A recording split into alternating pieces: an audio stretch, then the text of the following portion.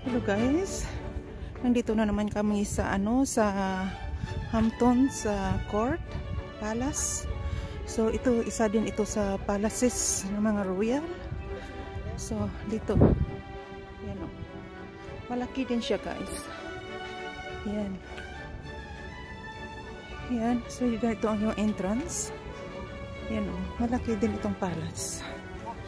Yan, you can see that way. So ano muna tayo dito guys.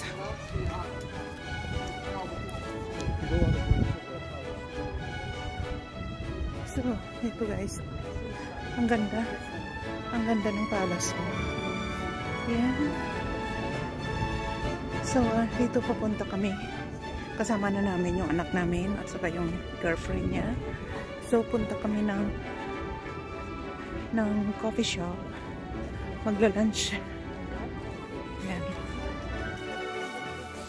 So ito guys, oh, historical royal palace. Yan. So dito tayo.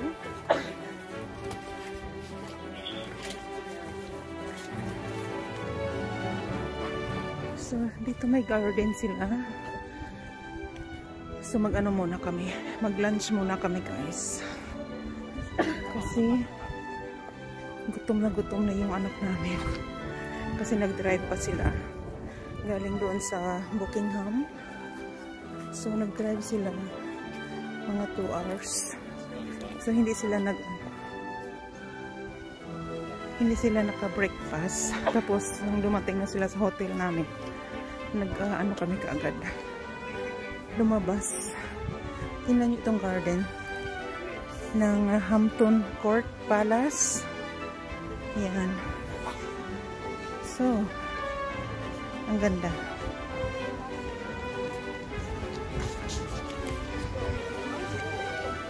Yan. Yan, horse. So, nandito tayo. Punta tayo dito sa coffee shop nila. Yan, ang ganda ng bulaklak.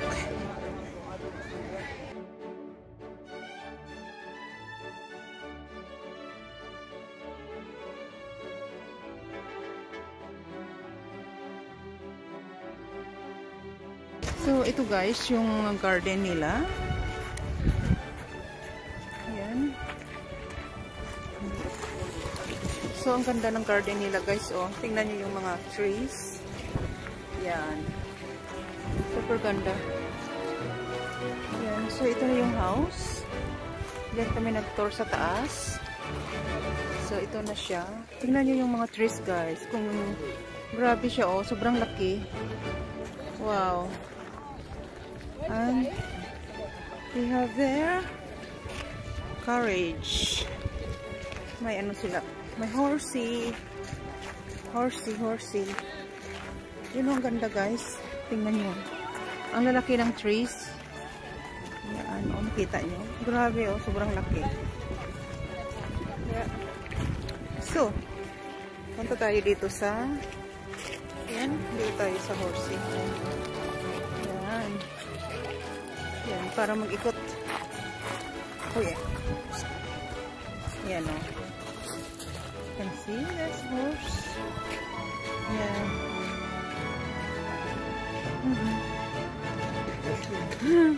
Grabe guys, oh. Sobrang laki ng mga trees nila, oh. Yung trimming nila, ang ganda. Parang mga mushrooms. Yan. Yan, oh, mga trees. Paikot ito guys, the whole garden nila, ganito yung yung trees nila, oh, hanggang dyan sa kabila din. Hanggang doon, may lake doon, sa dulo. Tapos mayroon siyang ditong malaking maze. But we don't think we can go to the big maze today. Yeah. So guys, punta tayo ng lake. Yun, oh, tingnan nyo, oh, ang gaganda ng ang gaganda ng mga pagkakat ng trees nila guys. Yan.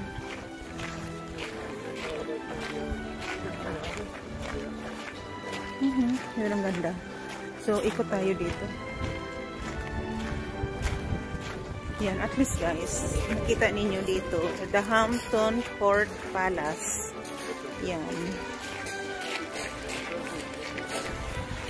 So ito yung fountain nila.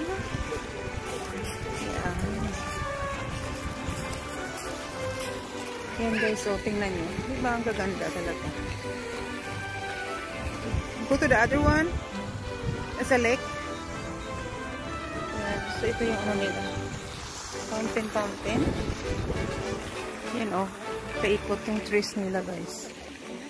Ayan. So, yun na yung house guys. Yan. Ayan. So, ito yung lake nila guys. This is the lake. Look at this. How beautiful, isn't it? So beautiful. Ayan.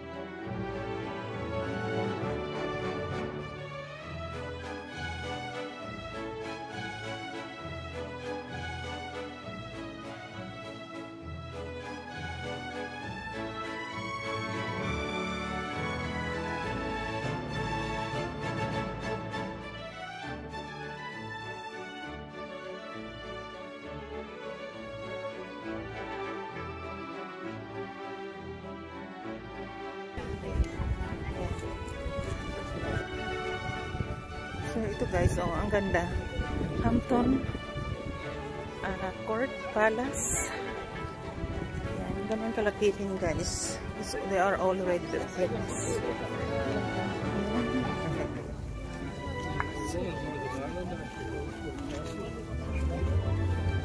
So, dalhin ko kayo dito guys. Mag-ikot-ikot tayo dito sa Hampton Court Palace. Yes.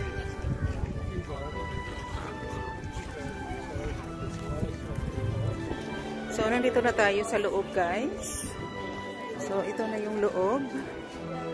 Yan, ang ganda din, oh. Yan. Ang ganda ng buildings. All red bricks. Kasi kayong ano, oh. Yan, oh, castle nila. Yan. Yan.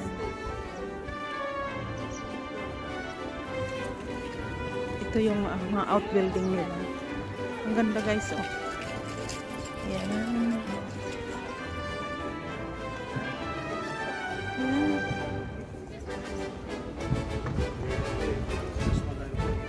So, iikot ko kayo guys. Dalhin ko kayo dito sa Hampton Court Palace.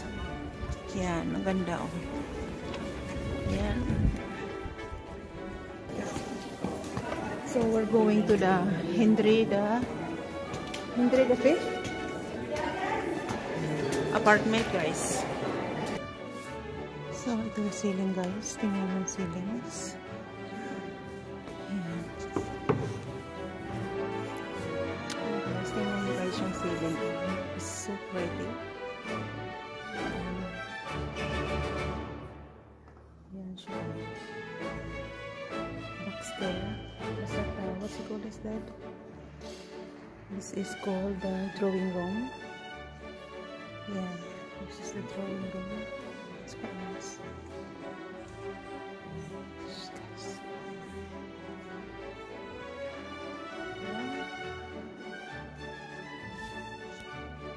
Tingnan mo guys sa ceiling. Ang ceiling mo. Yes. Tapos ito yung pangalan.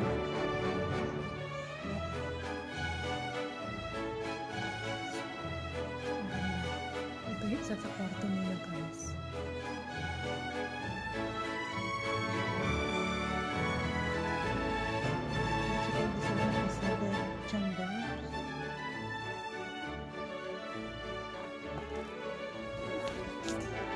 Ito guys, oh. Medyo madilim dito.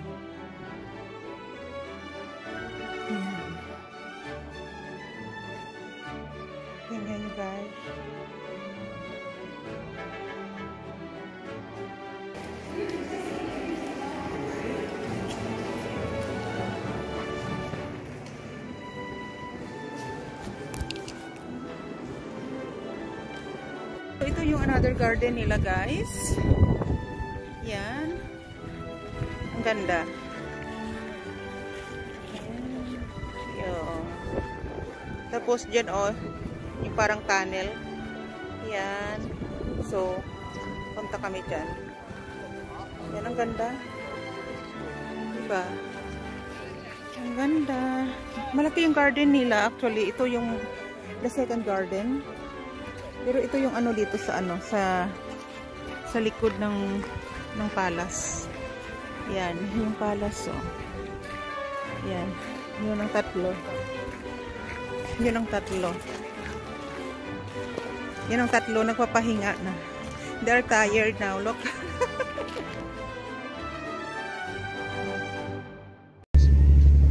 Very wealthy people lived here, including Alexander. Hello guys, we are here on the boat going to the Hampton Palace. Yeah. So this is the view. Yeah, it's quite nice houses here. Yeah, so we are on the ferry. We're on the not the ferry. We're on the boat, guys. Look at this.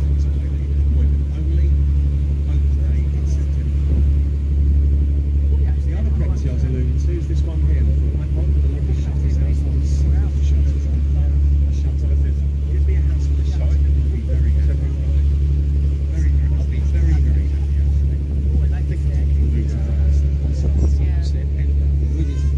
That's the White House that he's talking about.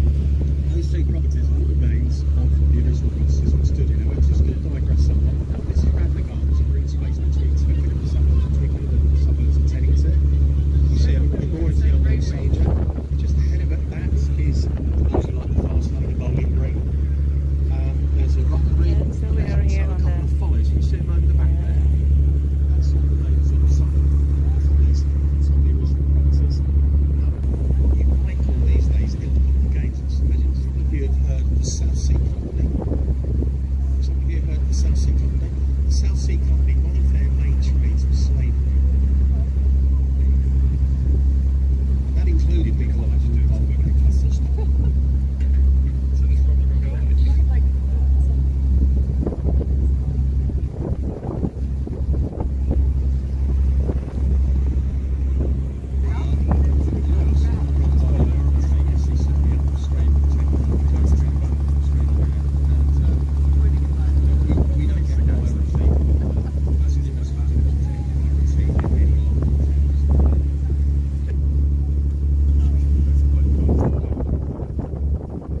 This is nice houses on this river, guys.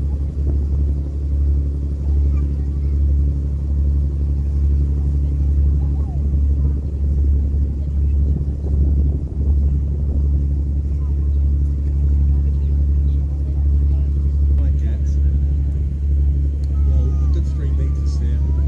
It's not unusual.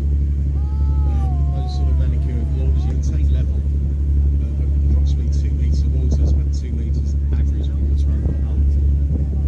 A metre of water under the hull, the boat draws a metre, so you put about 2 metres. We're at Teddington now, and you can see, just coming into view, see that as the Ramsey asked them to You can see the houses right there. there are smaller vessels that they're under 30 feet long, some of the vessels that went across to take part in it. What you can see coming into view Welcome to now, Paddington there's Lock. one from the foreground with sort of blossom on it. So sandwiched in between there is a flag on the top. According to the Environment Agency, it includes the Industrial River in Europe. Greenpeace have done analysis of rivers all around us, the south and east coast of It was England. nice house, guys. Completely different beach, any different chemicals, everything. And it is no doubt,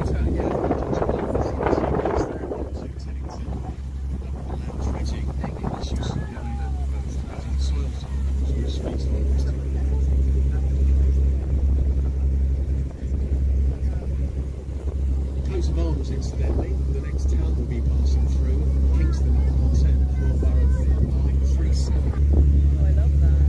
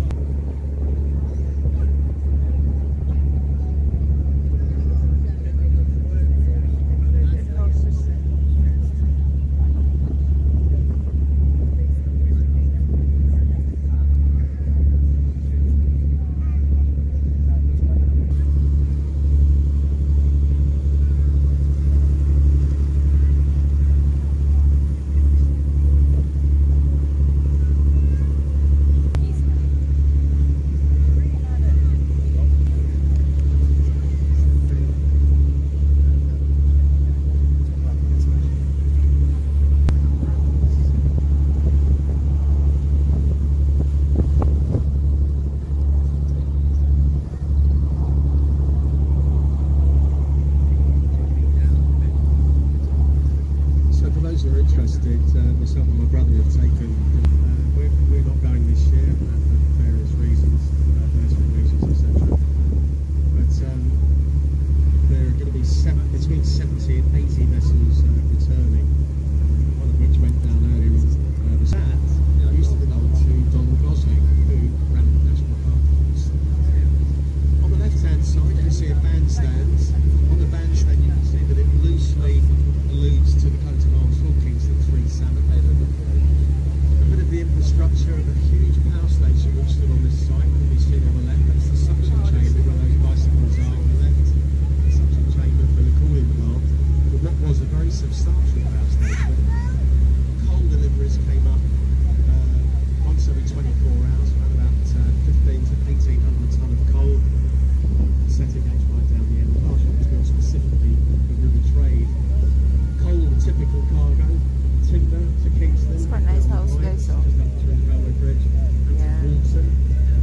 And the plane, as far as west as I think it's a hotel or a house. There's a lot of nice houses here along the river Thames. Yeah. A lot of millionaire lives here, guys. See that?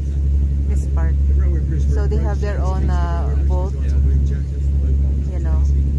So look at this one here. It's quite nice. The stone bridge you can see ahead of us is the latest crossing of the Thames. There's a lot of big houses.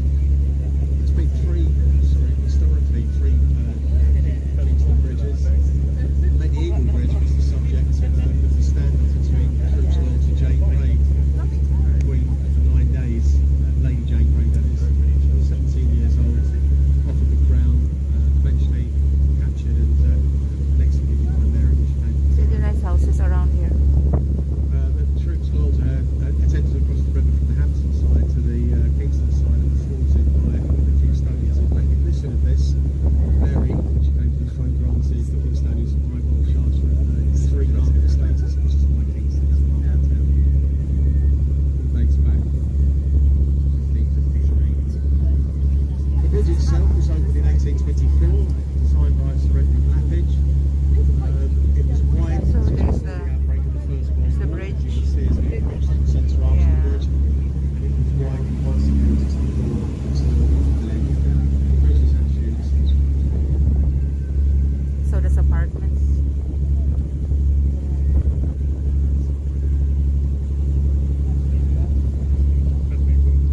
Now, if you lived here in the 10th and 11th centuries, you would be lucky, maybe lucky enough to see kings around here. 7 in fact, 7 Saxon. So there are more flats on this one here. They're all flats. Kingston, a derivative of Kingstone. The Kingstone, or the coronation stone, allegedly used by the Saxons. This one's quite a good one. Bit of conjecture about that, but I won't bother going into that. There's more hotels. This one. To look up yourself. What a fine piece of architecture that is. The Bentham Centre.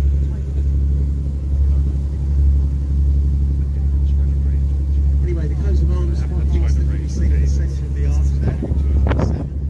You see the 3 left sides. Lots of stonework, the original.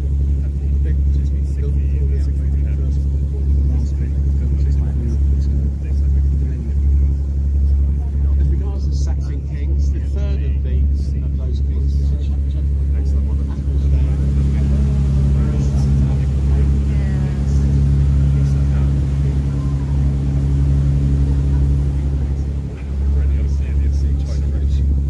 Northumbria, East Anglia. And if you look just past the 6th tree, you'll see a bridge which has been scaffolded, and that's 246, that's a it's 6 a bridge trees. that's over the Hogsmill River. The Hogsmill River rises on Epsom Downs, and what was I going to say? Yeah, it rises on Epsom Downs and flows into the Thames here. If you look up the river in just a few moments, you will see the town hall with a rather unique weather vane on the roof. About a third of the way down is the coat of arms for Kingston. That's 3 gold salmon on a blue background, and right at the